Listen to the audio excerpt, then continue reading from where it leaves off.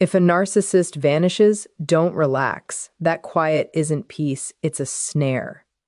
When they stop talking, they're not done with you. They're observing, they're waiting to see if you crack first. And here's what no one warns you about. The moment you feel the urge to check on them, text them, or fix things, that's exactly what they've been waiting for. A narcissist doesn't reach out, they draw you in. If even one of these signs feels unsettlingly familiar, pause and hit like so more people can spot this pattern, because awareness protects your peace of mind. When a narcissist goes silent but remains visible online, it creates one of the most perplexing and draining traps imaginable. Their silence is never neutral, never accidental. It's a calculated pause designed to pull you into a psychological pursuit. They know that your natural reactions are attention, reassurance, and emotional check-ins, so they turn absence into a weapon that feels both like punishment and an invitation. They won't block you, that would end their game. They won't message you, that would give you power. Instead, they position themselves where you can see them but can't reach them emotionally, creating an uncomfortable imbalance. They might stay active on social media, posting stories, liking things, or even appearing online at the same hours you used to connect. These aren't accidents, they're signals. They're reminding you they're still there and you're still watching. This silence becomes a strategic test. They're waiting to see if you get anxious, worry what's wrong, or assume you've upset them. They want to trigger your self-doubt. Did I say something wrong? Did I miss something? Should I fix this? The moment you start questioning yourself instead of their behavior, the silence has succeeded. In their world, silence is a fishing line. If you start checking their profiles more, refreshing messages, or noticing tiny changes in their activity, they feel the tug. They don't need to message you directly because your focus is already back on them. They understand exactly how your mind works. They know you care, you're empathetic, and you dislike tension or unresolved conflict. So, they use this period of strategic quiet to let your imagination do the work. You start wondering if they're upset, if they're hurting, if they're moving on. All these thoughts create pressure, slowly pushing you towards sending that first message. This is how they regain control. Their silence isn't a break, it's bait, and they don't end it until you reach out and give them the emotional confirmation they sought. When a narcissist starts posting vague, emotional, or self-pitying content, it's not because they're suddenly overcome with deep feelings.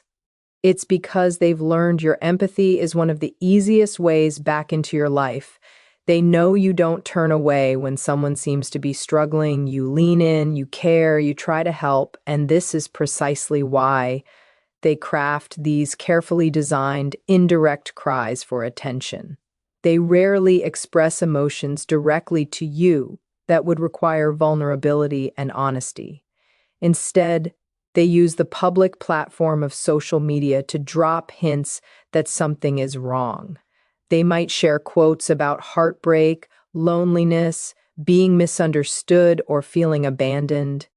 They may post a sad selfie, a silent story, or a cryptic caption like, "Some people don't know what they lost," or "You never know who's fighting a battle." None of it is random. This is emotional bait designed to trigger your concern.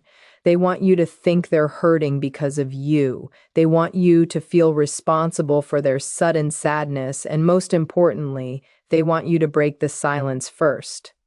This type of content looks vulnerable, but it's not vulnerability, it's manipulation disguised as softness. It's a performance meant to activate your nurturing side, because they know if you see them portraying themselves as wounded or abandoned, you'll feel that familiar pull to check in, comfort them, and ask if they're okay. They also use these posts to rewrite the story. By painting themselves as the victim in a vague, indirect way, they create the illusion that they're the ones suffering while you're the one who left. This makes them feel powerful because it flips the emotional balance. You start questioning whether you misjudge them, whether they're truly hurting, whether you should soften your stance. And once you feel that emotional tug, the narcissist has already regained control. These self-pity posts aren't about expressing their pain, they're about creating yours. They rely on your compassion to reopen the door they closed, and once you step through that door, they know the dynamic shifts back into their hands. When a narcissist begins reaching out indirectly, it's one of the clearest signs they're waiting for you to make the first move. They won't contact you directly and honestly because that would mean showing interest, effort, or accountability. Instead, they use sideways communication, subtle signals that keep them emotionally present without giving you anything real. One of their favorite methods is using mutual friends. Suddenly, someone tells you they asked how you've been or they mentioned you yesterday. This isn't casual, it's intentional. They know the message will get back to you and they want you to feel like they were still thinking about you but are too hurt or proud to reach out themselves. Then there's the digital version, random likes, interactions on old photos, story views at strange hours, or quick reactions that don't demand conversation. These tiny breadcrumbs are designed to remind you of their presence without giving you a full invitation. They want you to wonder why they're watching you, why they're engaging now, why they're so close but not initiating anything real. This emotional closeness creates tension, and that tension makes you more likely to break the silence. They may also orchestrate coincidences. You run into them in a place they know you frequent, or they suddenly appear online at the exact times you do. These aren't accidents. Narcissists are highly strategic when they want to maintain a connection without taking responsibility. They create moments that feel spontaneous, but the timing is too perfect to be random. Their goal is to stir your curiosity, to make you think, maybe they're missing me, or maybe they're waiting for a sign from me. Indirect outreach gives them what they crave, control without vulnerability. They want you to be the one who opens the door so they never have to risk rejection. They want to feel desired, pursued, and validated without having to say anything that exposes their intentions. Every small action is carefully chosen to keep them in your thoughts, to nudge you toward reaching out first, and to reestablish their emotional influence. They don't need to speak to stay in your life, they just need to stay close enough for you to feel their presence and far enough to make you chase it. When a narcissist leaves conversations or conflicts unfinished, it's not because they ran out of words or got tired of arguing. It's a psychological tactic meant to keep you emotionally hooked. Humans naturally crave closure. We want to understand what went wrong, what someone meant, how a situation ended. Narcissists know this. They know leaving things open and unresolved creates discomfort, and discomfort makes you chase answers. So when they suddenly stop mid-discussion, disappear in the middle of a disagreement, or walk away right when things get serious, they're doing it to pull you back in later, on their terms. They rely on the fact that you'll replay the last conversation in your mind, trying to decode what happened. That mental loop is part of their control. The more you analyze, the more power they hold. They may drop heavy statements like, "I can't do this right now," "forget it," or "we'll talk later," then vanish. These unfinished endings are designed to shift responsibility onto you. You're left wondering whether you should reach out, fix things, or clear up the tension. They leave emotional loose ends everywhere because it keeps you attached to the storyline. Just like a cliffhanger in a movie, they know you'll return to see how it plays out. This technique also protects their ego. If they end a conversation abruptly, they don't have to take accountability, explain themselves, or listen to your feelings. They maintain control by refusing completion. This tactic creates emotional imbalance. You're left with anxiety and the need to resolve things, while they get to sit comfortably in silence. They know you're thinking about them, and that's exactly the point. They want you to feel compelled to reach out, to finish what was started, to soothe the discomfort they intentionally created. It becomes a cycle. They break connection, leave gaps, and wait for you to close them. In their mind, the one who seeks resolution is the one who cares more, and the one who cares more is easier to manipulate. By leaving things unresolved, they position themselves as the person you chase, and that chase restores their sense of power. When a narcissist starts breadcrumbing you through tiny digital signals, it's one of the strongest indicators that they're waiting for you to make the first move. Breadcrumbing is their way of keeping you emotionally available without having to invest anything real. It looks harmless on the surface, maybe a like on a picture, a quick reaction to a story, or suddenly viewing your posts after days of silence. But these little actions are not casual, they are intentional nudges meant to remind you that they're still around. They want to stay on your mind while avoiding the vulnerability of direct communication. Each breadcrumb is a controlled spark, just enough to keep your hope alive, but never enough to give you clarity. These gestures create emotional confusion. You start wondering why they're watching your stories, why they liked a post from months ago, or why they appear online whenever you do. You try to interpret the meaning behind every small interaction. Are they missing you? Are they waiting for you to message? Do they want to fix things? That mental searching is exactly what they want. Breadcrumbs work because they activate your curiosity and your longing at the same time. Instead of letting the connection fade, these minimal touches pull you back into their emotional orbit. This tactic also gives them deniability.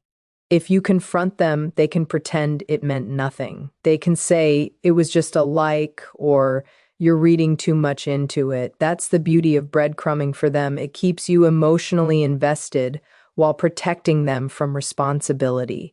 They get your attention without giving their own. They get the feeling of power without taking the risk of rejection. They get to stay relevant in your life without offering anything meaningful in return. Breadcrumbing is their way of monitoring your emotional temperature. They want to see if you'll respond, if you'll reach out, if you'll show any sign that you're still attached. Every small action is a test to see if the door is still open. And when you react, even if it's just mentally or emotionally, they feel validated. This tactic is deliberately slow, controlled, and strategic. They are stretching out the connection while letting you do the emotional work. The truth is, they're not reaching out, they're provoking you to reach out, using crumbs instead of commitment, because crumbs cost them nothing. When a narcissist suddenly begins displaying signs of improvement, it's rarely genuine growth. It is a calculated strategy to pull you back into their cycle. They know exactly how to mirror the version of themselves you always wished they could be. They may start posting about self-development, emotional maturity, therapy, or positive changes. They may talk to mutual friends about working on themselves, knowing those comments will get back to you. They might even adopt healthier language, speaking about boundaries, communication, or self-awareness, because they understand these words carry emotional weight for you. This isn't transformation, it's presentation. They're performing stability to regain your attention. They have a sharp memory for what you once begged for. If you asked for consistency, they suddenly appear disciplined. If you asked for kindness, they start showing compassion toward others online. If you ask for effort, they make sure the world sees them trying. None of this is for their own growth. It's bait. It's an illusion designed to tempt you into believing their silence was used for reflection instead of manipulation. They craft a version of themselves that feels safe, changed, and emotionally accessible. The hope they generate is intentional because hope is one of the easiest ways to reopen closed doors. This shift in behavior often appears right when you start detaching. They sense distance like a radar, and the moment they feel you slipping out of their control, they adjust their image to pull you back. It's no coincidence that they look healed the moment you stop chasing. They want you to question your decision to pull away.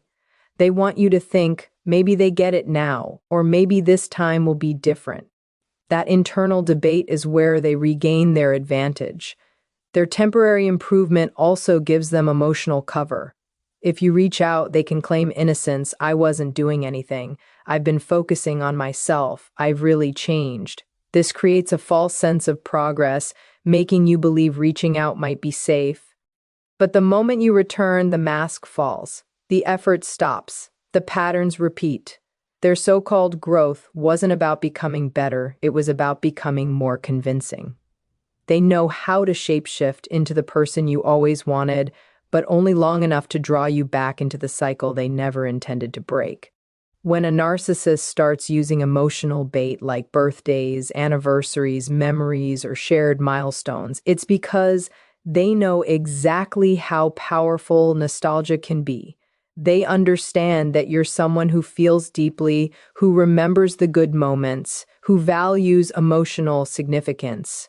So when they want you to reach out first, they pull on the threads that connect you to the past. They may post an old song you both loved, share a quote that resembles a moment you once shared, or reference something that only you would understand. These crumbs are not sentimental, they are strategic reminders meant to stir emotional longing inside you. They are trying to awaken the softer parts of you, the ones that miss connection, the ones that hope people can change, the ones that remember the warmth instead of the wounds. Emotional bait often appears around meaningful dates. They might post something sad or nostalgic on your birthday or around a holiday you once celebrated together. They may casually mention to a mutual friend that they thought about you, knowing it will reach your ears. This selective storytelling is meant to make you feel like the bond still exists, even though they aren't directly expressing anything to you. It's a subtle message that says, I'm still in your world, without them having to show vulnerability. They never risk direct rejection. They prefer manipulating the atmosphere around you so that you feel drawn to them without them putting in much effort. They may also use memory as a way to destabilize you emotionally. They know that recalling the good moments softens your boundaries. If they can get you remembering the laughter, the late-night conversations, the times they were charming and attentive, then they can make you forget, at least temporarily, the chaos they caused. This mental shift works in their favor because nostalgia weakens anger and confusion, making you more likely to reach out and reconnect. This tactic is all about emotional stirring. They want you to feel a pull, a pang of what if, or maybe they still care. They know that certain memories have power, and they don't hesitate to use them as tools. Emotional bait isn't about the past, it's about influencing your present decisions. And when you respond to that familiar ache in your chest by reaching out, you step directly into the exact trap they designed. When a narcissist starts trying to make you feel guilty, responsible, or obligated for their emotions, it's because they are carefully setting the stage for you to reach out first. Guilt is one of their strongest psychological tools, and they know how to use it with precision. They may not say anything to you directly, but their behavior, their posts, their silence, and the stories they spread through others are all designed to create a subtle pressure on your conscience. They want you to feel like you owe them something, a conversation, an explanation, an apology, or a return to the connection. They paint themselves as the one who has been wronged, abandoned, or misunderstood, so that you begin to question whether you caused them pain. This questioning is exactly what they want because guilt softens your boundaries and responsibility weakens your resolve. They may highlight your absence without saying it outright. Maybe they post quotes about loyalty, betrayal, or people who walk away too easily. Maybe they act wounded around mutual friends, looking sad or quiet, making it seem like the distance between you is harming them deeply. They create a narrative where you appear uncaring or cold, while they appear patient and forgiving. It's a setup that nudges you into feeling like the one who should take action to make things right. They know you don't like to hurt people, even unintentionally.